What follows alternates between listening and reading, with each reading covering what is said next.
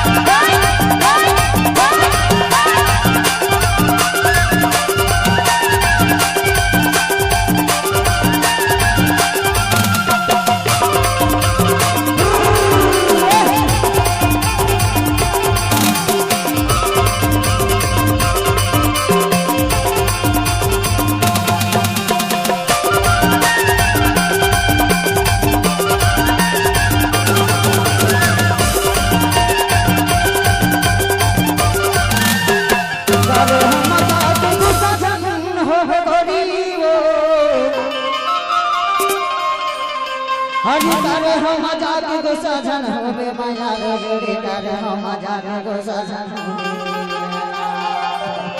अरे नहीं हो रे भैया नहीं हुआ। अरे मान से कही तो माया वाली तेरे संग मजाक करे हवा अरे मान से तोर संग मना अतिक माया हो गई है यार। अरे महूलत तोले अतिक माया हो गई है। पर सुना बताना तोर मोर माया है कठिन हो गई हो। अच्छा और कठिन माया छाके धमनी वाले बाबू मल्ला पूछ ले पूछो। हाँ पूछ ले ना कैसे जी हाँ जानते हो इस बारे में वो कठिन माया करते का कैसे बतावा ना